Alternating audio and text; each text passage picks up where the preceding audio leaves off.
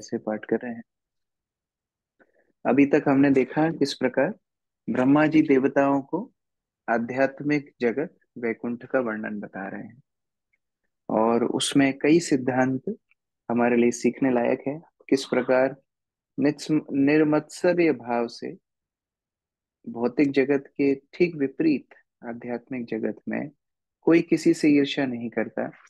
सभी लोग भगवान के गुणगान में, भगवान की महिमा कीर्तन में लगे रहते हैं, और इसीलिए वो लोग काम वासनाओं से भी मुक्त रहते हैं, ईर्ष्या भाव से भी मुक्त रहते हैं, एक दूसरे को आगे बढ़ाने के लिए हमेशा प्रेरित रहते हैं।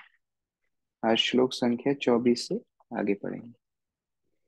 ये व्यर्थितम अपि च नो निगतिम प्रपन्ना ज्ञानम च तत्व विषयम सह धर्मम यत्र नाराधनम भगवतो वितरन्त्यमनुष्य सम्मोहिता विततया बत माययाति।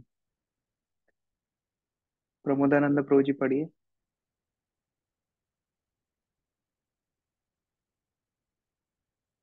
हरे कृष्णा धन्यवाद प्रभु जी। ब्रह्मा जी ने कहा, हे प्रिय देवताओं, मनुष्य जीवन इतना महत्वपूर्ण है कि हमें भी ऐसे जीवन को पाने की इच्छा होती है, क्योंकि मनुष्य युग में पूर्ण धार्मिक सत्य तथा ज्ञान प्राप्त किया जा सकता है। यदि इस मनुष्य जीवन में कोई व्यक्ति भगवान तथा उनके धाम को नहीं समझ पाता, तो ये समझना होगा कि वह बाह्य प्रकृति के प्रभाव से अत्यधिक ग्रस्त है। हरे कृष्ण धन्यवाद। इस प्रकार जो मनुष्य जीवन प्राप्त किए हैं, उनके पास ये अवसर है कि भगवान के विषय में, उनके धाम के विषय में वो समझ पाए, सुन पाए, वहां जाने के लिए प्रेरणा प्राप्त कर पाए। हम पशुओं से ये अपेक्षा नहीं कर सकते कि वो भगवत धाम जाने के लिए प्रेरित हों, लेकिन मनुष्यों से कर सकते हैं। तो मनुष्य जीवन प्राप्त करने के बाद भी अगर मन में ये इच्छा नहीं आ रही है कि हम भगवत धाम जाने के लिए अग्रसर हों, तो इसका मतलब है कि बाह्य माया प्रकृति के द्वारा बहुत ही ज्यादा हम लोग ग्रसित हैं, बहुत ही ज्यादा हम प्रभावित हैं। तात्पर्य सुजाता माता जी। हरे कृष्णा दंडवत प्रणाम। तात्पर्य: ब्रह्मा मनुष्य की दशा की अत्यधिक निंदा करते हैं, जो श्री भगवान तथा उनके दिव्य धाम वैकुंठ में रुचि नहीं लेता। ब्रह्मा तक मनुष्य जीवन की कामना करते हैं। ब्रह्मा तथा अन्य देवताओं को मनुष्यों की अपेक्षा अधिक उत्तम शरीर प्राप्त है, फिर भी ब्रह्मा सहित सारे देवता मनुष्य जीवन प्राप्त करना चाहते हैं, क्योंकि यह विशेष रूप से उसी जीव के लिए होता है जो दिव्य ज्ञान तथा धार्मिक पूर्णता प्राप्त कर सके। एक जीवन में भगवत धाम वापस जाना संभव नहीं है, किंतु कम से कम मनुष्य जीवन में जीव को जीवन लक्ष्य को समझकर कृष्ण भावनामृत शुरू कर देना चाहिए। कहा जाता है कि मनुष्य जीवन महान वरदान है, क्योंकि अविद्या के सागर को पार करने हेतु यह सर्वोपयुक्त नाव है। आध्यात्मिक गुरु को उस नाव का सबसे समर्थ कप्तान नाविक माना जाता है, और शास्त्रों से प्राप्त जानकारी अविद्या के सागर पर तैरने हेतु अनुकूल वायु है। जो मनुष्य इस जीवन में इन सभी सुविधाओं का लाभ नहीं उठाता, वह आत्महत्या करता है। अतएव जो व्यक्ति मनुष्य जीवन में आकर कृष्ण भावनामृत शुरू नहीं करता, वह माया के वशीभूत होकर अपना जीवन गंवा बैठता है। ब्रह्मा ऐसे मनुष्य की स्थिति पर शोक व्यक्त करते हैं। हरे कृष्ण। तो यहाँ पर बता रहे हैं कि ये मनुष्य जीवन इतना दुर्लभ है, क्योंकि निम्न योनियों में, पशु योनि हो या बाकी निम्न लोकों में जो जीवन है, वहाँ कष्ट इतना है, अंधकार, तमस, अविद्या इतनी है कि भगवान का चिंतन नहीं हो पाता है। और जो उच्च लोक है, स्वर्ग इत्यादि है, उधर भोग ऐश्वर्य इतने हैं कि भगवान का चिंतन नहीं हो पाता है। तो अत्यधिक दुख में भगवान का चिंतन नहीं होता है, अत्यधिक सुख में भी भगवान का चिंतन नहीं होता है। लेकिन ये मनुष्य जीवन एकदम सटीक स्थिति है जहां भगवान का चिंतन कर सकता है व्यक्ति। इसीलिए ये श्रीमद् भागवत के श्लोक को ही प्रभुपाद तात्पर्य बता रहे हैं कि किस प्रकार ये मनुष्य जीवन अत्यधिक दुर्लभ है। जैसे अगर हमें कोई बहुत बड़ा सागर पार करना हो तो नाव की आवश्यकता पड़ती है, तो ये मनुष्य जीवन उस नाव के समान है। ये मनुष्य काया नाव के समान है, और उस नाव को चलाने के लिए जो एक एक्सपर्ट नाविक चाहिए, वो नाविक गुरुदेव हैं, गुरु कर्णधारम। और जो शास्त्रों के वचन है, शास्त्रों के जो मार्गदर्शन है, वह अनुकूल वायु है। क्योंकि पहले जमाने में वायु के माध्यम से ही नाव चलती थी, और कप्तान उसको दिशा देता था। तो अनुकूल वायु हो और कप्तान उसको दिशा दे रहा हो, तो नाव प्रभु जी अपने आवाज गंतव्य कट तक। रही है। अच्छा। नहीं नहीं, क्लियर आ रही है ब्रो, क्लियर आ रही है। ओके।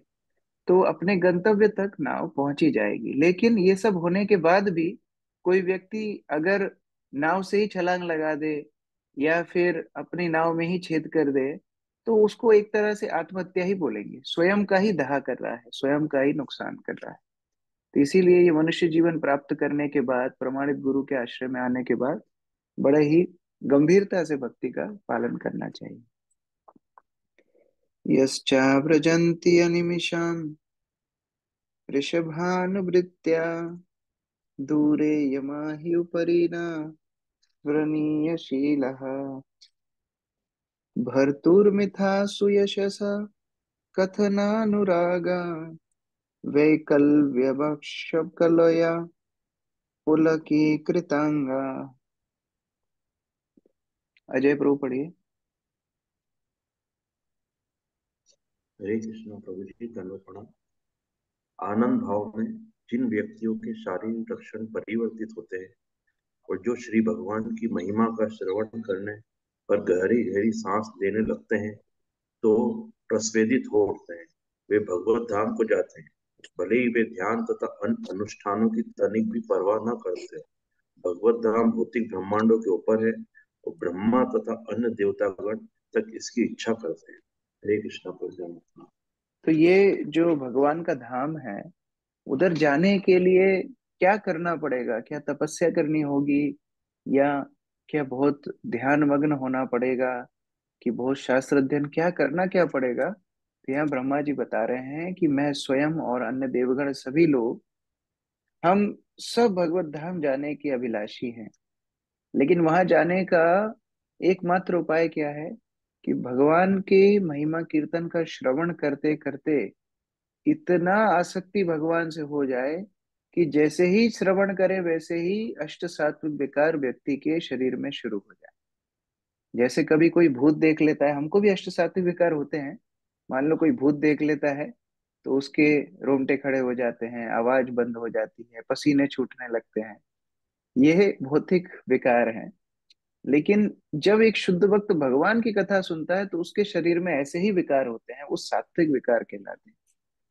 कि जब उसकी सांसें गहरी होने लगती हैं, उसका पसीना छूटने लगता है, गला रुक जाता है, गदगद हो जाता है, अश्रु बहने लगते हैं, उसके सारे रोम खड़े हो जाते हैं, ऐसी स्थिति में भक्त पूर्ण रूप से भगवान के चिंतन में निमग्न हो जाता है। हमारे आचार्यों ने इसके ऊपर भजन भी लिखा है, जैसे नरोत्तम दास ठाकुर ने लिखा है, गौरांग बोलिते हवे पुलक शरीर। कब ऐसा दिन आएगा जब मैं भगवान गौरांग का नाम लेकर के इतना मग्न हो जाऊंगा कि पूरा शरीर मेरा पुलकित हो जाए। हरि हरि बोले नयने वबे नीर। हरि हरि बोल करके मेरे नयनों से, मेरे आंखों से अश्रु बहने लगेंगे। तो ये स्थिति पूर्ण आसक्ति, पूर्ण रुचि, पूर्ण प्रेम तक भक्त को ले जाती है। तो इसीलिए यहाँ पर ब्रह्मा जी बोल रहे हैं, एकमात्र श्रवण के माध्यम से, भगवान की महिमा कीर्तन के माध्यम से हम भगवत धाम जा सकते हैं। अनिकेत प्रभु पढ़िए, बहुत सुंदर तात्पर्य प्रभुपाद ने दिया है। हरे कृष्ण प्रभु, दंडवत प्रणाम। तात्पर्य, यहाँ पर यह स्पष्ट कथन है कि भगवत धाम भौतिक ब्रह्मांडों के ऊपर है। जिस प्रकार इस पृथ्वी के ऊपर लाखों उच्चतर लोक हैं, उसी तरह आध्यात्मिक आकाश से संबंधित लाखों करोड़ आध्यात्मिक लोक हैं। ब्रह्मा जी यहाँ कहते हैं कि आध्यात्मिक जगत देवताओं के लोक के ऊपर है। मनुष्य भगवत धाम में तभी प्रवेश कर सकता है जब उसमें वांछनीय गुण अत्यधिक विकसित हो। भक्त में सारे सद्गुण विकसित हो जाते हैं। श्रीमद् भागवत में कहा गया है कि जो कृष्ण भावना भावित होता है वह देवताओं के सभी सद्गुणों से समन्वित होता है। भौतिक जगत में देवताओं के सद्गुणों की अत्यधिक सराहना की जाती है। जिस तरह जैसा हमारा अनुभव है, भद्र पुरुष के गुणों की सराहना अज्ञानी व्यक्ति या निम्न जीवन में रहने वाले की तुलना में अधिक की जाती है। उच्चतर लोकों के देवताओं के गुण इस पृथ्वी के निवासियों के गुणों की अपेक्षा कहीं श्रेष्ठ है। यहाँ पर ब्रह्मा जी पुष्टि करते हैं कि केवल वे ही व्यक्ति भगवत धाम में प्रवेश कर सकते हैं जिन्होंने वांछनीय गुण विकसित कर लिए हैं। चैतन्य चरितामृत में भक्त के वांछनीय गुणों की संख्या 26 बतलाई गई है। वे इस प्रकार है: वह अत्यंत दयालु होता है, वह किसी से झगड़ता नहीं, वह कृष्ण भावनामृत को जीवन का सर्वोच्च लक्ष्य स्वीकार करता है, वह सबों पर संभाव रखता है, उसके चरित्र में दोष नहीं निकाला जा सकता, वह उदार, मृदु तथा सदैव भीतर बाहर से स्वच्छ रहता है, वह इस जगत में किसी वस्तु पर अपना दावा नहीं करता, वह सारे जीवों का उपकारी होता है, वह शांत रहता है और पूर्णतया कृष्ण के शरणागत होता है, वह निष्काम होता है, वह दीन, विनीत, सदैव स्थिर रहता है और उसने इंद्रियों के कार्यकलापों को जीत लिया होता है, वह शरीर के निर्वाह से अधिक भोजन नहीं करता, वह भौतिक पहचान के पीछे पागल नहीं होता, वह अन्यों को आदर देता मानप्रद है, किंतु अपने आदर का भूखा नहीं रहता, अमानी, वह अत्यंत गंभीर, अत्यंत दयालु तथा सौहार्दपूर्ण होता है, वह कवित्वमय होता है, वह सारे कार्यों में दक्ष होता है और व्यर्थ व्यर्थ चर्चा के समय मौन रहता है। इसी तरह श्रीमद् भागवतम में संत पुरुष के गुणों का उल्लेख हुआ है। कहा गया है कि भगवत धाम जाने का पात्र संत पुरुष अत्यंत सहिष्णु तथा समस्त जीवों पर अतीव दयालु होता है। वह पक्षपात नहीं करता, वह वह मनुष्यों तथा पशुओं दोनों ही के प्रति दयालु होता है। वह ऐसा मूर्ख नहीं होता कि मनुष्य नारायण या दरिद्र नारायण को खिलाने के लिए बकरा नारायण की हत्या करे। वह सारे जीवों के प्रति अत्यंत दयालु होता है, अतएव उसका कोई शत्रु नहीं होता। वह अत्यंत शांत रहता है। ये गुण उन पुरुषों के हैं जो भगवत धाम में प्रवेश करने के योग्य हैं। ऐसा व्यक्ति धीरे धीरे मुक्त होकर भगवत धाम में प्रवेश करता है। इस बात की पुष्टि श्रीमद् भागवतम में की गई है। श्रीमद् भागवतम में ही अन्यत्र कहा गया है कि यदि कोई व्यक्ति निरअपराध भाव से भगवान नाम का कीर्तन करने के बाद क्रंदन या शारीरिक परिवर्तन प्रदर्शित नहीं करता, नाम अपराध, तो समझना चाहिए कि वह कठोर हृदय है, जिससे उसका हृदय भगवान नाम का अर्थात हरे कृष्ण का उच्चारण करने के बाद भी नहीं बदलता। ये शारीरिक परिवर्तन भाव के कारण हो सकते हैं। जब हम निरपराध भाव से भगवान नाम हरे कृष्ण कृष्ण हरे कृष्ण हरे हरे कृष्ण कृष्ण हरे कृष्ण हरे राम राम राम राम राम हरे हरे का कीर्तन करते हैं। यहाँ यह प्रभुपाद बता ध्यान। रहे हैं कि जैसे किसी भी कंट्री में जाने के लिए हमको वहाँ के लिए क्वालिफिकेशन चाहिए। हम पहले भी चर्चा कर रहे थे। जैसे मान लो आपको चाइना जाना है तो चाइनीज आनी चाहिए, या वहाँ के जो तौर तरीके हैं वो समझने चाहिए। इसी तरह से भगवत धाम जाने के लिए गुण चाहिए। क्या गुण चाहिए, अलग अलग शास्त्र बताते हैं। जैसे यहाँ प्रभुपाद चैतन्य चरितामृत में से भक्त के 26 गुणों को प्रकाशित किए हैं। इसी के साथ भागवत में भी साधु की गुण बताए गए हैं, तितिक्षुआ, कारुणिका इत्यादि। तो ये सारे गुणों में प्रधान गुण क्या है? कृष्णैक शरण। भगवान कृष्ण के ऊपर भक्त पूर्ण रूप से आश्रित होता है। और ये आश्रित होने का केवल एक थ्योरेटिकल कंसेप्ट नहीं है कि हाँ हमने पढ़ लिया बस बहुत है। नहीं, उसके दैनिक जीवन में, उसके व्यवहारिक जीवन में, उसके पारिवारिक जीवन में, उसकी शारीरिक स्थिति में जो भी चुनौतियां आती हैं, भगवान की कृपा मान के उसको वो स्वीकार करता है। और ऐसे कृतज्ञ भक्त के अंदर सारे गुण स्वतः ही भगवान प्रकट कर देते हैं। उसको अलग से मेहनत करने की आवश्यकता नहीं पड़ती। केवल उसको एक मेहनत करनी है कि भगवान के नाम का कीर्तन और भगवान की कथा का श्रवण, ये दो वस्तुएं भक्त करता रहे बस। अगर वो ये करता रहेगा, धीरे धीरे धीरे उसका जीवन शुद्ध होता जाएगा, उसका हृदय शुद्ध होता जाएगा, और उसको उसके अंदर अष्ट सात्विक विकार, भगवान के प्रति प्रेम के भाव प्रकट होने लगेंगे। ऐसा भक्त भगवत धाम जाने के लिए तैयार हो जाता है। लेकिन अगर कोई नाम अपराध, अपराध पूर्ण नाम करेगा, यानी भगवत नाम ठीक प्रकार से शुद्ध तरह से नहीं करेगा, तो यह विकार नहीं आएंगे। तो भगवत नाम का जप करने के बाद भी उसके जीवन में कोई हृदय परिवर्तन नहीं होगा। ये 10 नाम अपराध बहुत बार हम चर्चा कर चुके हैं। प्रभुपाद जी फिर से ये 10 नाम अपराध को बता रहे हैं। भागवत में कम से कम 3 से 4 बार प्रभुपाद तात्पर्यों में ये 10 नाम अपराधों को व्याख्या की है, क्योंकि बहुत जरूरी है। और प्रभुपाद जी चाहते थे सभी भक्त इनको याद रखें। दीक्षा के पहले भी प्रभुपाद ये 10 नाम अपराधों को हमेशा समझाया करते थे। राहुल प्रभु पढ़िए आगे। हरे कृष्ण प्रभु जी, दंडवत प्रणाम। यहाँ पर ध्यान रखना होगा कि हमें 10 अपराधों से बचना चाहिए। पहला अपराध है उन लोगों की बुराई करना जो अपने जीवन में भगवान की महिमा का प्रसार करना चाहते हैं, लोगों को परम पुरुष की महिमा समझने में शिक्षित किया जाना चाहिए। अतः जो भक्तगण भगवान की महिमा का प्रचार करने में लगे रहते हैं, उनकी बुराई कभी भी नहीं करनी चाहिए। यह सबसे भारी अपराध है। इसके अतिरिक्त विष्णु का पवित्र नाम सबसे अधिक शुभ मंगलमय नाम है और उनकी लीलाएं भी उनके पवित्र नाम से अभिन्न है। ऐसे अनेक मूर्ख हैं जो यह कहते कि चाहे कोई हरे कृष्ण का कीर्तन करे, चाहे काली, दुर्गा या शिव के नामों का कीर्तन करे, क्योंकि ये सभी समान है। यदि कोई यह सोचता है कि पूर्ण पुरुषोत्तम भगवान का नाम तथा देवताओं के नाम एवं कार्यकलाप एक समान है, या यदि कोई व्यक्ति विष्णु के पवित्र नाम को भौतिक ध्वनि मानता है, तो यह भी एक अपराध है। तीसरा अपराध है भगवान की महिमा का प्रसार करने वाले गुरु को सामान्य मनुष्य समझना। चौथा अपराध है वैदिक ग्रंथों को यथा यथा पुराणों या अन्य दिव्य शास्त्रों को सामान्य ज्ञान की पुस्तकों के रूप में मानना। पांचवा अपराध यह सोचना है कि भक्तों ने भगवान के पवित्र नाम को कृत्रिम महत्ता प्रदान की हुई है। असल असली तथ्य तो यह है कि भगवान अपने नाम से अभिन्न है। सर्वोच्च आध्यात्मिक अनुभूति तो भगवान नाम का कीर्तन हरे कृष्ण कृष्ण कृष्ण हरे हरे, हरे राम राम राम हरे हरे है, जो इस युग के लिए संस्तुत है। छठा अपराध है भगवान के पवित्र नाम पर किसी प्रकार की व्याख्या करना। सातवां अपराध है भगवान नाम के कीर्तन के बल पर पाप कर्म करना। यह ज्ञात है कि मनुष्य एकमात्र भगवान नाम का कीर्तन करने से समस्त पापों से मुक्त किया जा सकता है, किंतु इसलिए यदि कोई यह सोचे कि वह सभी तरह के पाप कर्म करने के लिए स्वतंत्र है, तो यह अपराध का लक्षण है। आठवां अपराध है हरे कृष्ण कीर्तन की समता अन्य आध्यात्मिक कार्यों यथा ध्यान, तपस्या या यज्ञ से करना। इन्हें किसी भी स्तर पर समान नहीं बतलाया जा सकता। नौवां अपराध है ऐसे व्यक्तियों के समक्ष पवित्र नाम की महत्ता का गुणगान करना जिन्हें उसमें कोई रुचि न हो। दसवां अपराध है आध्यात्मिक अनुशीलन की प्रक्रिया को करते समय किसी वस्तु का स्वामी होने के भ्रांत धारणा के प्रति अनुरक्ति रखना या शरीर को आत्मा मानना।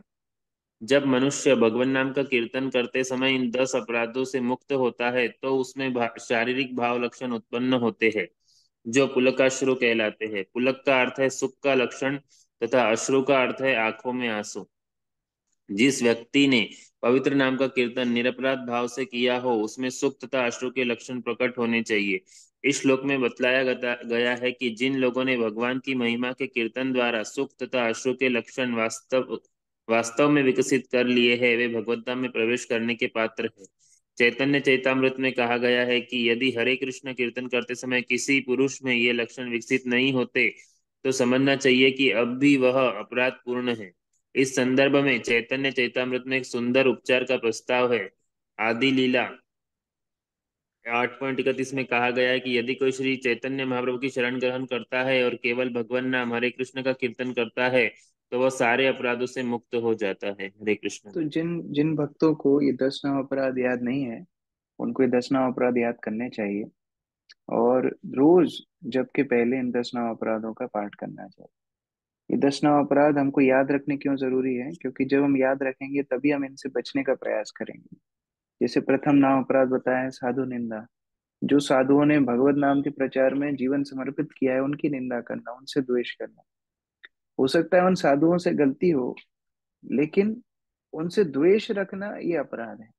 उस गलती की चर्चा की जा सकती है, उनसे क्षमा मांगी जा सकती है, या अगर वो गलती करेंगे तो वो भी क्षमा मांग लेंगे, लेकिन द्वेष रखना अपराध होता है। दूसरा है कि भगवत नाम को दूसरे नामों से समान समझना। कई बार लोग इस तरह चुनौती करते हैं कि अरे आप लोग मंदिर में हरे कृष्ण कीर्तन करते हो, हम लोग यहाँ गणेश उत्सव कर रहे हैं, दोनों एक ही तो है। एक नहीं है। भगवत नाम के कीर्तन का महत्व अलग है, देवी देवताओं के नाम का अलग है। भगवत नाम के कीर्तन से भगवत धाम जाते हैं, देवी देवताओं के नाम जप करने से उनके धाम को जाते हैं। उसी तरह यहाँ पर ये जितने भी नाम अपराध बताए गए हैं, बहुत ध्यान से इनका पाठ करना चाहिए और इन अपराधों से बचने की कोशिश करना चाहिए। फिर कोई बोल सकता है कि अरे मेरे जीवन में तो इतने नाम अपराध होते ही जा रहे हैं, तो मैं तो कभी हरे कृष्ण महामंत्र का फायदा उठा ही नहीं पाऊंगा, मैं तो कभी भगवत नाम का जप करने से मेरा हृदय शुद्ध होगा ही नहीं, क्योंकि मैं शुद्ध नाम जप ही नहीं कर रहा हूँ। तो प्रभुपाद लास्ट में बता रहे हैं कि इसलिए चैतन्य महाप्रभु की शरण ग्रहण करना चाहिए। जब हम जप शुरू करते हैं, तो जप शुरू करने के पहले हम गुरु प्रणाम मंत्र बोलते हैं।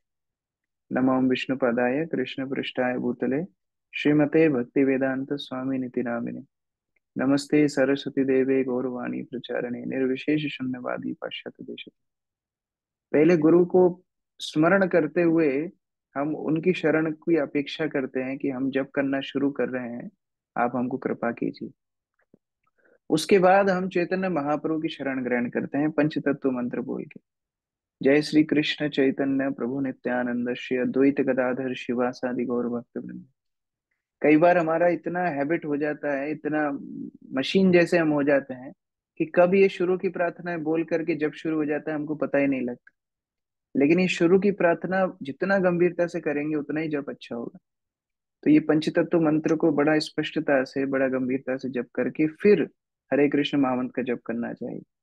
और बीच में भी यदि ऐसा लगे कि मन बहुत ज्यादा भटक रहा है, तो आप बीच में भी भगवान श्री चैतन्य महाप्रभु को स्मरण करते हुए पंचतत्व मंत्र बोल सकते हैं, जिससे आपका मन दोबारा से आप देखेंगे कि अपराधों से मुक्त होकर के हरिनाम में लगेगा। तो इस तरह से शुद्ध हरिनाम करने से फल आता है। अगर हम अपराध युक्त नाम करेंगे उससे भी फल आएगा, ऐसा नहीं है, लेकिन पूर्ण फल चाहिए तो शुद्ध नाम जप करना चाहिए। तद विश्व गुरु अधिकृतम भुवनैक वंद्यम दिव्यम विचित्र विबुधा गरि अभिमान सोचई आपुः पराम मुदम अपूर्वमुपेत्य योगा माया बलेन मुनयस्तदथो विकुंठम। अमित प्रभु पढ़िए। हरे कृष्ण प्रभु जी, दंडवत प्रणाम। इस तरह सनक, सनातन, सनंदन तथा सनत कुमार नामक महर्षियों ने अपने योग बल से आध्यात्मिक जगत के उपयुक्त वैकुंठ में पहुंचकर अभूतपूर्व सुख का अनुभव किया। उन्होंने पाया कि आध्यात्मिक आकाश अत्यधिक अलंकृत विमानों से, जो वैकुंठ के सर्वश्रेष्ठ भक्तों द्वारा चलित थे, प्रकाशमान था और पूर्ण पुरुषोत्तम भगवान द्वारा अधिशासित था। हरे कृष्ण तो प्रभु। हम भूल ना जाए इसलिए दोबारा से रिपीट किया जा रहा है यहाँ। ये वैकुंठ का दर्शन कौन कर रहे हैं? चार कुमार कर रहे हैं। ये चार कुमार वैकुंठ की यात्रा जो कर रहे हैं उसका वर्णन ब्रह्मा जी कर रहे हैं। आगे ये चार कुमारों के साथ क्या होगा हम आगे पढ़ने वाले हैं। तात्पर्य बसंत प्रभु पढ़िए।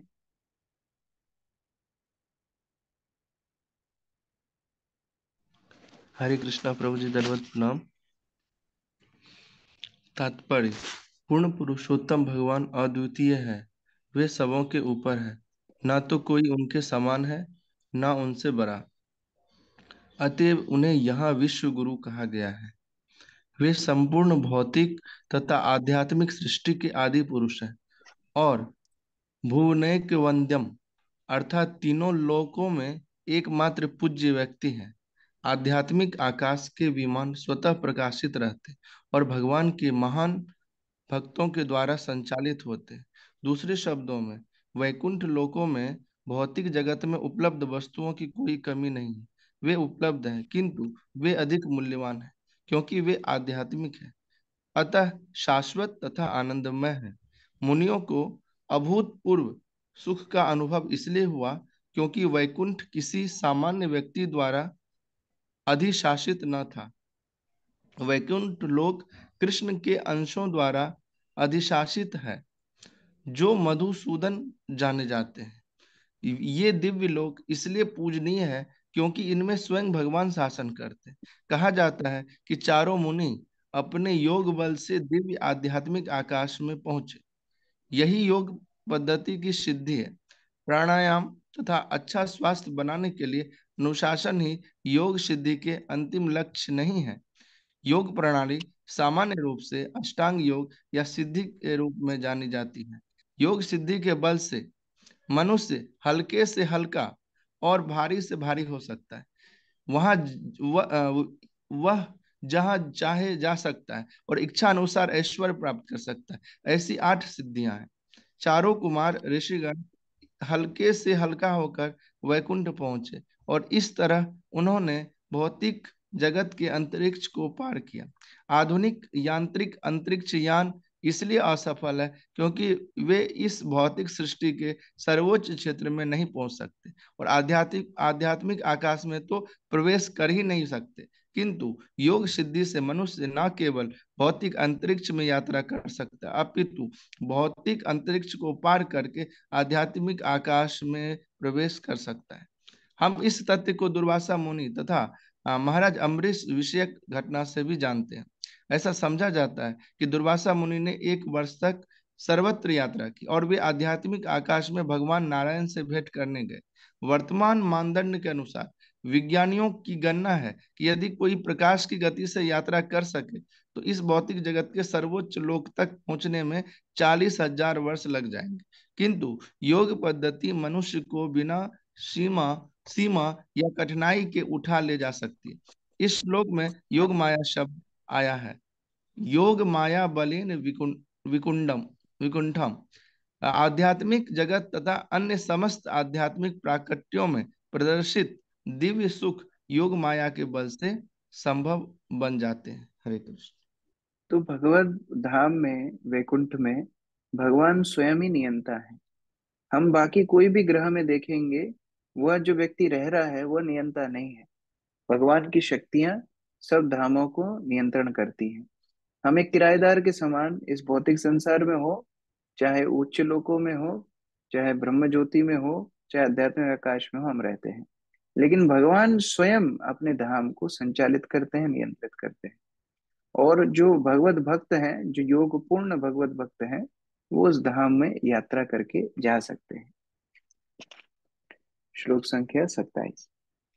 तस्मिन् अतीत्य मुनय शरसज्जमाना कक्षा समान व्यवसावथ सप्तमायां देवाचक्षुस्तगृहीता गदौ प्रराध्या के केयूर्यकुंडल किरीट विटंक वेशौ। नीतू माता जी पढ़िए। हरे कृष्णा प्रभु जी, दंडवत प्रणाम।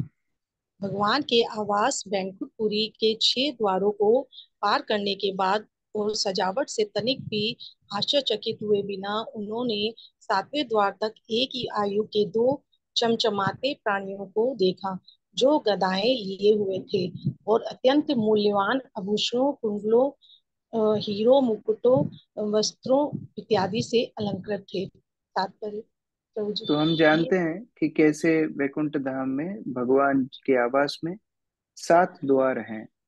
तो चतुष्कुमार सभी वैकुंठ के उद्यानों का, महलों का, विमानों का दर्शन करते करते 6 द्वारों को पार कर गए। 7वें द्वार पे उन्होंने देखा 2 एक जैसे दिखने वाले, एक आयु के चमचमाते हुए व्यक्ति खड़े हुए हैं। हाथों में उनकी गदाएं हैं और अत्यंत मूल्यवान आभूषणों इत्यादि से वो सुसज्जित हैं। और ऐसे चमचमाते हुए लोगों को उन्होंने, 2 व्यक्तियों को वहां पर देखा।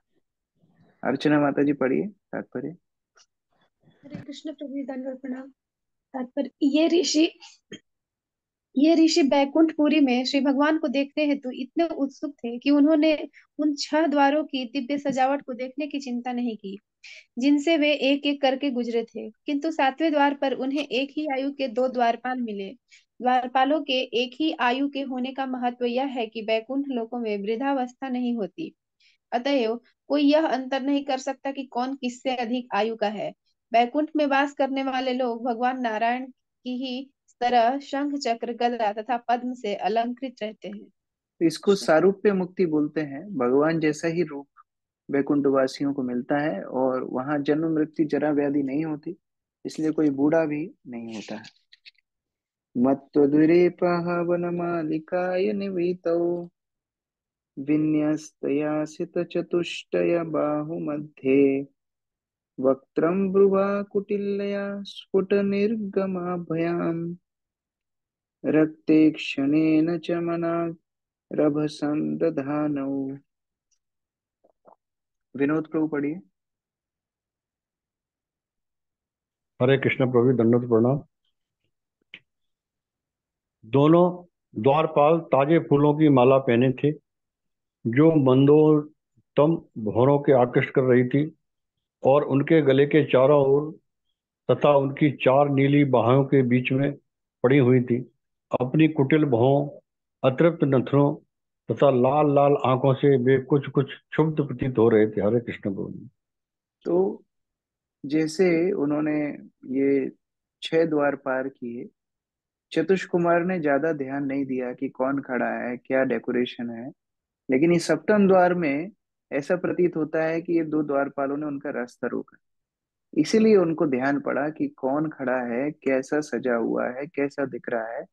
और उनके आकर्षक पूरे शरीर को, पूरे हाव भाव को देख करके चतुष कुमार बड़े ही प्रभावित हुए। तात्पर्य यमुना माता जी पढ़िए। हरे कृष्ण प्रभु जी, दंडवत प्रणाम। उनकी मालाएं भौरों के झुंडों झुंडों को आकृष्ट कर रही थी, क्योंकि ये मालाएं ताजे फूलों की थी।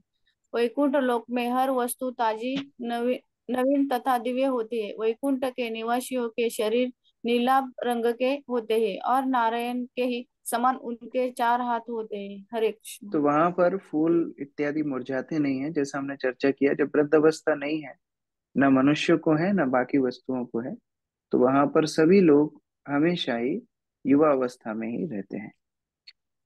श्लोक संख्या 29। द्वारी तयोर्निर निविविशुर्मिष्टोर प्रविष्टा पूर्वा यथा पुरट विरज कपाटीकजाः सर्वत्र ते विषमया मुनया स्वदृष्ट्या ये संचरन्ति अविहता विगता शंकः। रेखा माता जी पढ़िए। हरे कृष्ण। सनक इत्यादि मुनियों ने सभी जगहों के दरवाजों को खोला। उन्हें अपने पराये का कोई विचार नहीं था। उन्होंने खुले मन से स्वेच्छा से उसी तरह 7वें द्वार में प्रवेश किया जिस तरह वे अन्य 6 दरवाजों से होकर आए थे, जो सोने तथा हीरो से बने हुए थे। हरे तो कृष्ण। ये जो 4 कुमार हैं, इनके अंदर मेरा तुम्हारा की भावना ही नहीं है कि क्या मेरा घर है, क्या तुम्हारा घर है, किस क्षेत्र में जाना चाहिए, किस में नहीं। बिना कोई भेदभाव उनके जीवन में है ही नहीं। तो 6 द्वारों से जैसे एकदम सहज भाव से निकले, वैसे ही 7वें द्वार से भी प्रवेश करने लगे। तात्पर्य भूपेंद्र प्रभु पढ़िए।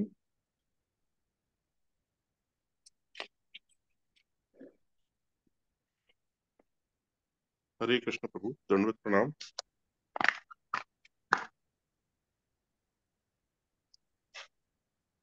सनक, सनातन, सनंदन तथा सनत कुमार महर्षि यद्यपि काफी उम्र के थे, किंतु अपने को शाश्वत रूप से छोटे बच्चों की तरह बनाए हुए थे।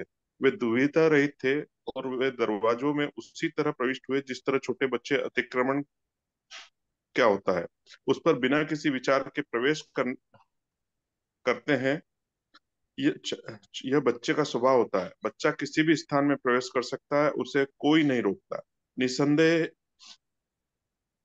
कि सामान्यतः किसी भी स्थान में जाने के प्रयास के लिए बच्चे का स्वागत होता है, किंतु यदि बच्चे को दरवाजे में प्रविष्ट होने से रोका जाता है तो वही बहुत दुखी और क्रुद्ध होता है।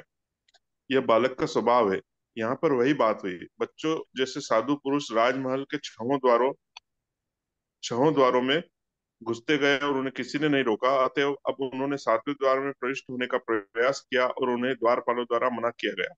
जिन्होंने अपनी लाठियों से रोका तो स्वभावतः वे अत्यंत क्रुद्ध तथा दुखी हुए। कोई सामान्य बालक तो चिल्लाया होता, किंतु ये सामान्य बालक न थे। अतः उन्होंने तुरंत द्वारपालों को दंड देने की तैयारी कर ली, क्योंकि इन द्वारपालों ने बहुत बड़ा अपराध किया था। भारत में आज भी किसी संत पुरुष को किसी के द्वार में घुसने से कभी नहीं रोका जाता। हरे कृष्ण। तो ये साधु का स्वभाव यहाँ बताया जा रहा है। और चतुष कुमार तो बाह्य रूप से भी बालक जैसे ही दिखते हैं, छोटे से रूप में रहते हैं। तो अब बच्चों का स्वभाव है, वो कहीं भी किधर भी जा सकते हैं, उनको कोई रोकेगा तो नाराज हो जाएंगे। तो चतुष कुमार को जब रोका गया तो उनको क्रोध आ गया। तान् विशिक्य वात रसनांश्चतुरः कुमारान् वृद्धान् दशार्धवयसो विथितात्मतत्त्वान् वेत्रेण चाक्षलायत्मम् अतदर्हणांस्तौ तेजो विहस्य भगवत प्रतिकूलशीलौ। धनंजय गोविंद प्रभु पढ़िए।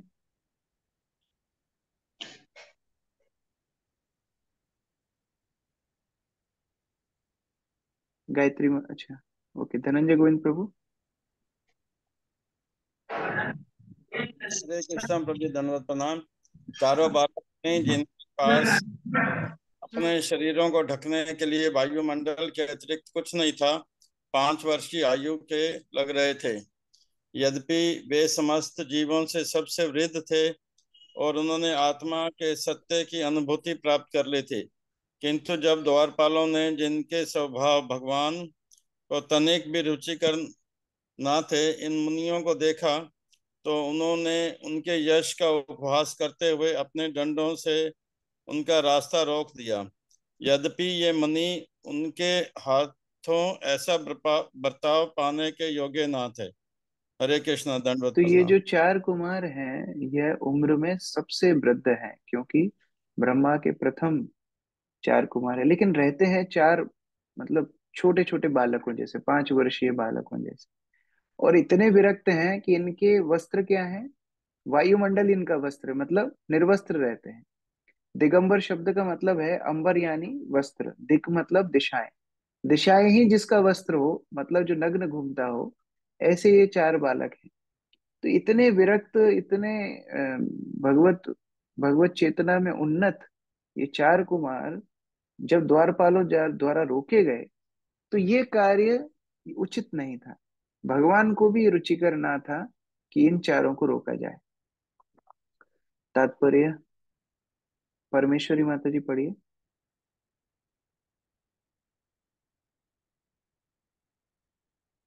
ओके,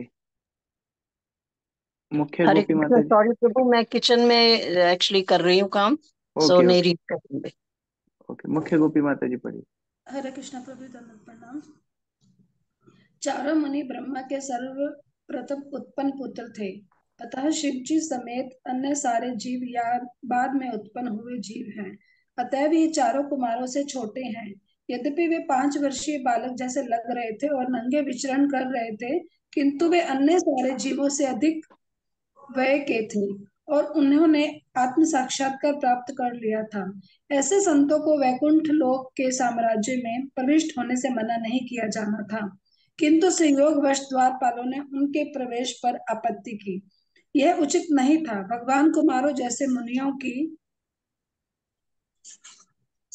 सेवा करने के लिए सदैव उत्सुक रहते हैं, किंतु यह बात जानते हुए भी द्वारपालों ने आश्चर्यजनक रूप से तथा क्रोधवश उन्हें प्रवेश करने से मना कर दिया। तो हरे यहाँ कृष्ण। पर भगवान शिव का उदाहरण दे रहे हैं प्रभुपाद। मान लो भगवान शिव वहां आते, तो क्या ये द्वारपाल उनको रोकते? कभी भी नहीं रोकते। लेकिन ये भगवान शिव के बड़े भाई हैं, क्योंकि भगवान शिव से पहले ही 4 कुमारों की उत्पत्ति हुई। उसके बाद जब इन्होंने ब्रह्मा जी की बात नहीं मानी, तो रुद्र अवतार में भगवान शिव आए। तो कहने का तात्पर्य है कि इतने बड़े व्यक्ति को रोक लिया, और इतने विरक्त भी हैं, बड़ा होना ही काफी नहीं है, लेकिन उसके साथ साथ इतने आध्यात्मिक रूप से उन्नत हैं, उनको रोक दिया। तो यह तो बात गलत हुई, इसके लिए तो दंड मिलना ही चाहिए। ताभ्याम मिषत्वनिमेष सुनिषिद्धयमाना स्वरहात् समाहि अपि हरे प्रतिहार पाद्यम् ऊचु सुहृत्तमा दिदृक्षित भंग ईषत् कामानुजेन सहसात उपप्लुत कक्षः। गायत्री माता जी पढ़िए। हरे कृष्ण प्रभु जी, दंडवत प्रणाम। इस तरह सर्वाधिक उपयुक्त व्यक्ति होते हुए भी जब चारों कुमार अन्य देवताओं के देखते देखते ही श्री हरि के 2 प्रमुख द्वार वालों द्वारा प्रवेश करने से रोक दिए गए, तो अपने सर्वाधिक प्रिय स्वामी श्री हरि को देखने की परम उत्सुकता के कारण उनके नेत्र क्रोधवश सहसा लाल हो गए। हरे कृष्ण। तो अभी उत्सुकता थी भगवान को देखने की, इतनी उत्सुकता थी कि वैकुंठ का इतना आकर्षक स्थिति देख के भी रुके नहीं। 6 द्वारों का क्या डेकोरेशन है, क्या ऑपुलेंस है, वो भी देखा नहीं, सीधा चलते जा रहे हैं। उत्सुकता है केवल भगवान को देखने की। तो वो उत्सुकता में जब व्यवधान पड़ा, तो वह व्यवधान के कारण क्रोध आ गया। अरे हम भगवान का दर्शन करने इतने दूर से आए, इतना सब कुछ ऐश्वर्यों से ना प्रभावित होते हुए सीधा भगवान का दर्शन करने जा रहे थे, और जब उनको रोका गया तो उनके क्रोध से नेत्र लाल हो गए। तात्पर्य अंकित प्रभु पढ़िए। हरे कृष्णा प्रभु, दंडवत प्रणाम। आप म्यूट हो गए प्रभु।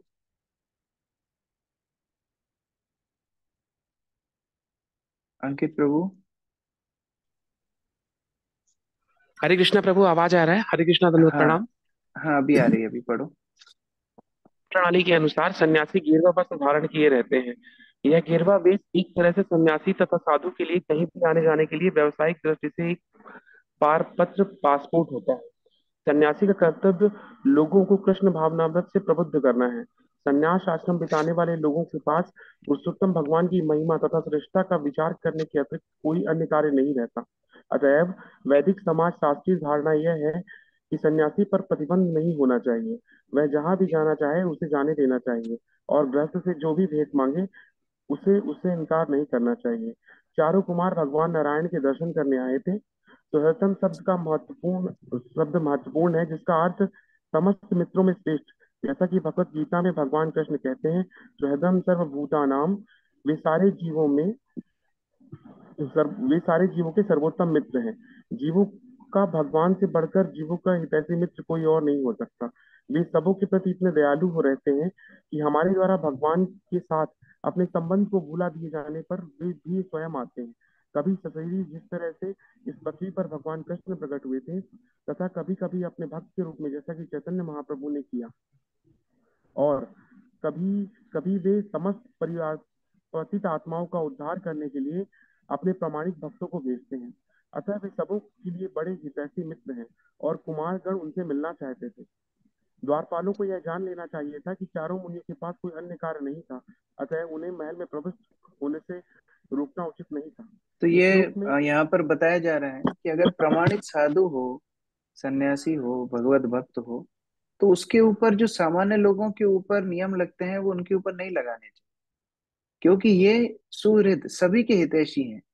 किसी का अनहित करने के लिए तो ये कहीं पर जाते ही नहीं है। जब जहां भी कहीं जाते हैं हित ही करते हैं, तो ऐसे व्यक्ति को कौन रोकेगा।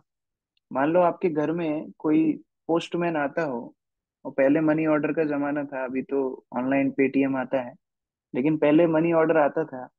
मान लो रोज आकर के वो 2,000, 5,000, 10,000 ऐसा करके मनी ऑर्डर आपको दे के जाता है, तो ऐसे पोस्टमैन को कौन रोकेगा। हमको पता है कि वो आएगा तो मनी ऑर्डर ही दे के जाएगा। इसी तरह से भगवत भक्त जब कहीं जाते हैं तो वो तो लोगों का कल्याण ही करते हैं, मदद ही करते हैं। तो ऐसे सुहृद, ऐसे हितैषी भक्तों को कहीं रोकना तो ये तो अपराध ही है। तो ऐसे चतुष कुमारों को रोकना उचित नहीं था। आयुष प्रभु आगे पढ़िए। हरे कृष्ण प्रभु जी, दंडवत प्रणाम। इस श्लोक में अलंकारिक रूप में कहा गया है कि जब मुनियों को प्रियतम भगवान से मिलने के लिए रोका गया, तो सहसा उनमें काम का छोटा भाई प्रकट हुआ। काम का छोटा भाई क्रोध है। यदि किसी की कामना या इच्छा पूरी नहीं होती, तो छोटा भाई क्रोध पीछे पीछे चला जाता है। यहाँ हम ये देख सकते हैं कि कुमारों जैसे संत पुरुष भी क्रुद्ध थे, किंतु वे अपने स्वार्थ के लिए क्रुद्ध न थे। वे इसलिए क्रुद्ध थे क्योंकि उन्हें भगवान से मिलने के लिए महल के भीतर प्रवेश करने से रोका गया था। अतः श्लोक में सिद्धांत की पुष्टि नहीं होती कि सिद्धावस्था में मनुष्य को क्रोध नहीं आना चाहिए। क्रोध मुक्तावस्था में भी आता रहता है। ये चारों साधु भाई कुमार गण मुक्त पुरुष माने जाते थे, फिर भी वे क्रुद्ध थे क्योंकि उन्हें भगवान की सेवा करने से रोका गया था। एक सामान्य व्यक्ति तथा एक मुक्त पुरुष के क्रोध में यह अंतर है कि सामान्य व्यक्ति इसलिए क्रुद्ध होता है कि उसकी इंद्रिय इच्छाएं पूरी नहीं होती, किंतु कुमारगण जैसे व्यक्ति तब क्रुद्ध होते हैं जब उन्हें भगवान की सेवा करने से रोका जाता है। पिछले श्लोक में स्पष्ट उल्लेख हुआ है कि कुमारगण मुक्त पुरुष थे। विदितात्मा तत्व का अर्थ है जो आत्म साक्षात्कार के सत्य को समझता है। जो आत्म साक्षात्कार के सत्य को नहीं समझता वह ज्ञानी कहलाता है, किंतु जो आत्मा परमात्मा उनके अंतर संबंध तथा आत्म साक्षात्कार में कार्यकलापों को जानता है, वह विदितात्मा तत्व कहलाता है। यद्यपि कुमारगण पहले से मुक्त पुरुष थे, फिर भी वे क्रुद्ध थे।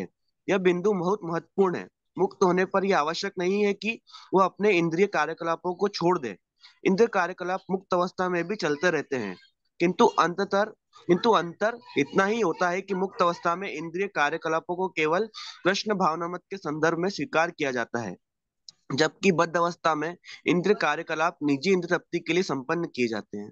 हरे कृष्ण। तो यहाँ बहुत ही बहुत ही विशेष सीख प्रभुपाद जी दे रहे हैं कि ऐसा नहीं है कि क्रोध नहीं आता है, साधु पुरुषों को भी क्रोध आता है।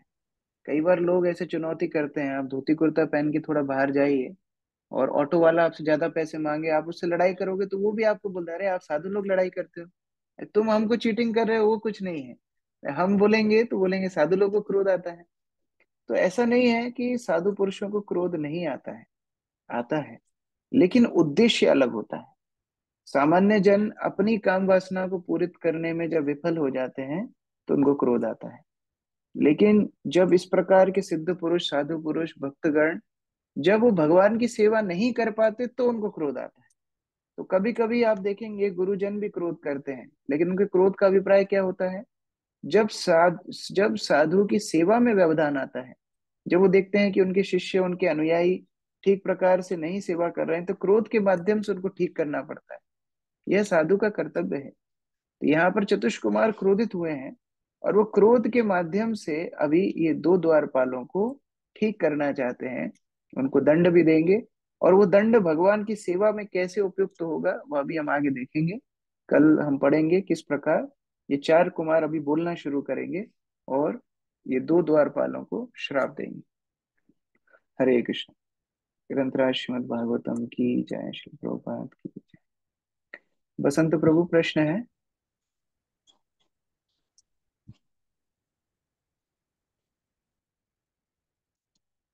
ओके, हरे हरे कृष्ण कृष्ण। प्रभु जी। हरे कृष्ण प्रभु जी, हाँ मेरा एक प्रश्न है। हाँ बोलिए। प्रभु जी, आज प्रभुपाद जी बता रहे थे 10 नवापराधों में, तो उसमें 10वां नवापराध में उल्लेख किया हुआ था कि आध्यात्मिक अनुशीलन करते समय अपने आप को आत्मा समझना बजाय कि शरीर समझने के एक अपराध है। इसको थोड़ा सा एक्सप्लेन करेंगे प्रभु जी? ऐसा तो नहीं लिखा होगा, मैं जस्ट पीछे जा रहा हूँ। जी प्रभु जी। उसका है उस नाम अपराध में, 10वें नाम अपराध में बताया गया है कि भगवत नाम से जप करने के बाद भी भौतिक आसक्ति बनाए रखना। तो प्रभुपाद जी लिख रहे हैं, 10th offense is to be attached to misconception of possessing something। हाँ, an accept body as self. तो शरीर को ही आत्मा मानना, अपने शरीर को ही अपनी पहचान मानना, यह 10वां नाम अपराध है। यानी कि इतना शास्त्र पढ़ने के बाद, इतना शास्त्र सुनने के बाद, भगवत नाम की महिमा सुनने के बाद, उसके बाद भी अपने शरीर को अपनी पहचान मानना, अपनी भौतिक आसक्तियों से चिपके रहना, यह 10वां नाम अपराध होता है। ठीक है। थैंक यू प्रभु तो जी। वो स्वयं को आत्मा मानना नहीं, स्वयं के शरीर को ही आत्मा जब मानने लगता है तब वो 10वां अपराध होता है। ठीक है। Thank you Prabhu ji. Okay. Hare Krishna Prabhu ji, दंडवत प्रणाम। मेरा एक प्रश्न है कि जैसे ये बोला जाता है 10वां अपराध में कि अश्रद्धालु व्यक्तियों को हरि नाम की महिमा बताना, तो फिर जब हम प्रचार करते हैं तो हमें कैसे पता चलेगा कि ये श्रद्धालु है कि नहीं है? देखो, प्रचार के लिए प्रचारक यह रिस्क उठाता है कि वह लोगों को बताने का प्रयास करता है। लेकिन जब आप किसी को प्रचार कर रहे हैं और वो और ज्यादा अपराध करने लगे, वो भगवान के प्रति उल्टा पुल्टा बोलने लगे, भक्तों के प्रति अपराध पूर्ण वचन बोलने लगे, तो समझ जाना चाहिए कि ऐसे व्यक्ति को हमको प्रचार करने की आवश्यकता नहीं है। अगर हम फिर भी उसको प्रचार करने के लिए तैयार रहते हैं तो एक तरह से हम उसके अपराधों को बढ़ा रहे हैं। तो इसीलिए हम लोगों को अश्रद्धालु व्यक्तियों को प्रचार नहीं करना चाहिए। तो एक बार तो मौका सबको ही देते हैं हम, लेकिन जब हम उनके पास जाते हैं और उसके बाद हम देखते हैं कि नहीं, ये लोग तो ये तो और भी अपराध कर रहे हैं, तो फिर ऐसे व्यक्ति को हम ज्यादा प्रचार करने का प्रयास नहीं करते। जी प्रभु जी। और एक मुझे है कि एक श्लोक है जिसमें बोला जाता है कि जारे देखो तारे कहो कृष्ण उपदेश, तो फिर इसे मतलब फिर कैसे करें ये? वही वही मैं बोल रहा हूँ, जारे देखो तारे कहो कृष्ण उपदेश। जिसको देखोगे उसको मिलके कृष्ण के बारे में बताना है। लेकिन यदि वो व्यक्ति अपराध करने लगे तो फिर उसको कंटिन्यू नहीं करना। हम लोग फिर उसको छोड़ करके दूसरे के पास जा सकते हैं। विद्वेषी लोगों को फिर प्रचार आगे करने का आवश्यकता नहीं है, लेकिन मौका हम सबको देते हैं एक बार। ठीक है, जी जी जी, बहुत बहुत धन्यवाद प्रभु जी। हरे कृष्ण। ओके। नेक्स्ट, बसंत प्रभु। हरे हरे कृष्णा प्रभु जी, दंडवत प्रणाम। प्रभु जी, अभी जो ये चर्चाएं चल रही है, ये वैकुंठ में तो बहुत सारे ग्रह हैं, अलग अलग। तो ये गोलोक की तो बात नहीं हो रही है ना, जहाँ पे नहीं, भगवान श्री कृष्ण।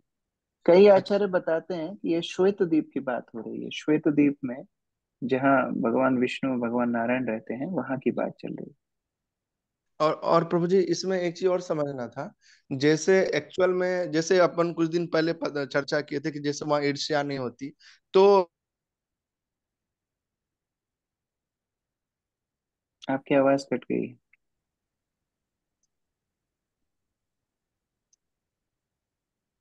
हरे कृष्णा। ठीक है, सीमा सीमा माता जी। हरे कृष्ण प्रभु जी, चारों कुमारों और नारद मुनि में क्या अंतर है भक्ति जैसा के आप लिए? में जैसा आप में और दूसरों में अंतर है, वो अलग है, ये अलग है। चार कुमार ब्रह्मा के प्रथम मानस पुत्र हैं, और सबसे छोटे मानस पुत्र है नारद मुनि। नारद मुनि भगवान के शक्तावेश अवतार भी बताए जाते हैं। चतुष कुमार भी भगवान के शक्तावेश अवतार बताए जाते हैं। ये चतुष कुमार पहले निराकारवादी थे, और बाद में ये अभी आगे जब भगवान वहां प्रकट होंगे, और प्रकट होने के बाद भगवान की चरण तुलसी की सुगंध लेंगे, तो ये साकारवादी बन जाएंगे, भगवत भक्त बन जाएंगे। लेकिन नारद मुनि भक्ति तत्व के आचार्य हैं। वो शुरू से ही भगवान के परम भक्त हैं, भक्ति तत्व के आचार्य हैं। उन्होंने नारद भक्ति सूत्र इत्यादि कई ग्रंथों की रचना की है, और भक्ति के प्रचार में पारंगत नारद मुनि बताए गए हैं। चतुष कुमार भी भागवत कथा इत्यादि करते हैं, जैसे पृथु महाराज के पास गए थे। लेकिन नारद मुनि विशेषतः प्रचार के लिए जाने जाते हैं, क्योंकि वो किसको प्रचार करना है वो भी भेद नहीं करते हैं। जानवरों को भी प्रचार करते हैं, गर्भ में जाके भी प्रचार करते हैं, गर्भ के बाहर भी प्रचार करते हैं, बुड्ढों को भी प्रचार करते हैं, सबको प्रचार करते हैं। तो ऐसे नारद मुनि का आगे चरित्र है। ठीक है, प्रभु जी, ये चारों कुमार ब्रह्मलोक से आए थे?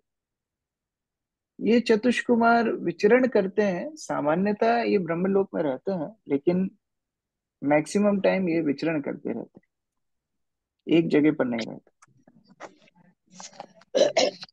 ये कई बार ये चतुष कुमार ब्रह्मांड के जो सबसे निम्नतम स्थान है, जहाँ शेषनाग धारण किए हैं ब्रह्मांड को, वहां ये चतुष कुमार विराजमान रहते हैं। और वहां भगवान संकर्षण भागवत कथा चतुष कुमार को सुनाते हैं। तो कई नीचे से लेके ऊपर तक, जिस प्रकार प्रभुपाद तात्पर्य बता रहे थे, साधु को हर जगह प्रवेश होता है, तो इनको कहीं रोक टोक नहीं है, अलग अलग स्थानों में जाके ये भगवत कथा प्रचार करते रहते। ठीक है, छोटी जहा माता जी। हरे कृष्णा प्रभु जी। प्रभु जी, मैं ही बसंत ही हूँ। वो हाँ, बताइए। नेटवर्क प्रॉब्लम की वजह से। प्रभु जी, मेरा प्रश्न ये था कि वहां पे जनरली अभी बात कर रहे थे हम लोग कि वहाँ ईर्ष्या नहीं होती है, तो ये जस्ट लर्न करने के पर्पज से ऐसा कुछ हुआ कि क्रोध वहां आया, या क्रोध वहां पे प्रेजेंट होता है? प्रभुपाद जी ने इसका तात्पर्य में एक्सप्लेनेशन दिया, समझाया कि ये क्रोध भौतिक क्रोध नहीं था। हम लोग क्रोध क्यों करते हैं? अपनी भौतिक इच्छाओं की आपूर्ति में क्रोध करते हैं। लेकिन साधुओं को क्रोध क्यों आता है? भगवत सेवा के लिए ही उनको क्रोध आता है। आगे हम देखेंगे किस प्रकार भगवान की ही इच्छा थी कि इनको शराप मिले, क्योंकि भगवान वीर रस का स्वादन करना चाहते थे। अपनी लीलाओं में भगवान हर किसी को नहीं ले जाएंगे, अपने ही द्वारपालों को ही राक्षस बनाने की भगवान की इच्छा थी। तो उसको पूरा करने के लिए वहां क्रोध आया। कई बार हम देखते हैं आध्यात्मिक जगत में एक तरह से ईर्ष्या भी होती है। ईर्ष्या मतलब वैसी ईर्ष्या नहीं, लेकिन जैसे कभी कभी राधा रानी जब सुनती हैं कि कृष्ण दूसरी गोपी के कुंज में चले गए, तो राधा रानी को बुरा लगता है।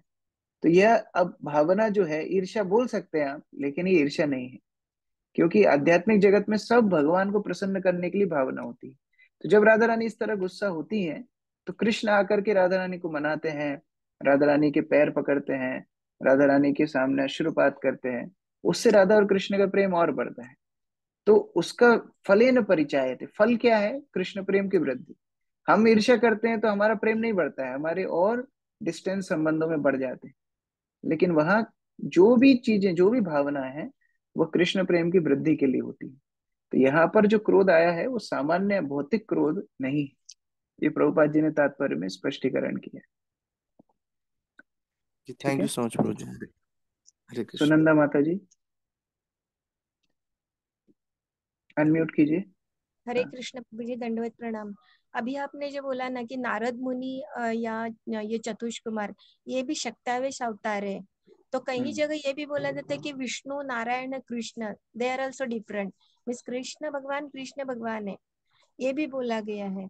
और नारद मुनि शक्तावेश अवतार, ये कैसे हो सकता है प्रभु जी? भगवान तो एक ही है ना। हाँ, भगवान एक ही हैं, लेकिन अलग अलग रूपों में विद्यमान रहते हैं। जैसे हम जब घर में रहते हैं तो अलग कपड़ों में रहते हैं, ऑफिस जाते हैं तो अलग कपड़े पहन के जाते हैं। हम एक ही हैं, लेकिन अलग अलग कपड़े पहनते हैं अलग अलग स्थान के हिसाब से। उसी तरह भगवान श्री कृष्ण पूर्ण पुरुषोत्तम भगवान है, लेकिन अलग अलग प्रयोजनों के लिए अलग अलग रूपों में विद्यमान होते हैं। कभी नारायण के रूप में, कभी भगवान राम के रूप में, इस तरह अलग अलग रूपों में विद्यमान होते हैं। शक्तावेश अवतार का मतलब क्या है, थोड़ा सा समझने का जरूरत है। शक्ति आवेश ये जीव ही होते हैं, लेकिन इन जीवों में भगवान अपनी विशेष शक्ति संचारित करते हैं, उससे ये अवतार के रूप से काम करते हैं जीव ही, लेकिन भगवान की विशेष शक्ति प्राप्त करने से वो एक प्रकार से अवतार जैसा ही काम करते हैं। उनको बोला जाता है शक्तावेश अवतार। तो भगवान विष्णु को शक्तावेश अवतार नहीं बोला जाएगा। भगवान विष्णु भगवान के स्वांश हैं। भगवान राम को शक्तावेश अवतार नहीं बोला जाएगा, वो भगवान स्वयं है। लेकिन नारद मुनि जीव तत्व है, जीव में जब भगवान अपनी शक्ति विशेष संचारित करते हैं तो एक तरह से अवतार जैसा ही काम करते हैं, इसलिए उनको बोला जाता है शक्तावेश अवतार। ठीक है, हरे कृष्ण। ओके। हरे कृष्ण। श्री प्रभुपाद की जय। समवेत भक्तवृंद की जय।